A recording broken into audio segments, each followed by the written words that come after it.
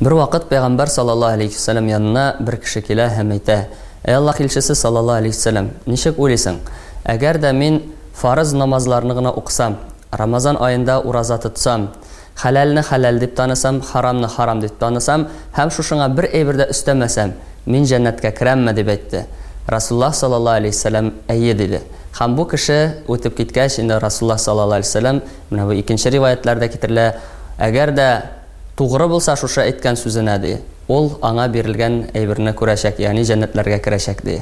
Димәк, безнең менә шушы 5 фарызны үтәү инде Аллаһның рәхмәтенә ирешергә бер сәбәп булып тора. Аллаһ Раббыбыз һәр барчаларыбызга да ныклы иман, тәүфик, һидаят, истиқамәтләрен бирсен. Шушы мүбәрәк булган Рамазан айлары безнең өчен бәрәкәтле булса иде, ике дөнья бәхетләренә ирешеп яшәүләребезне насыйп итсен. Ахыр урыннарыбызны Аллаһ Раббыбыз җәннәтләрдә кылсын. Ассаламу алейкум ва рахматуллаһи ва баракатуһ.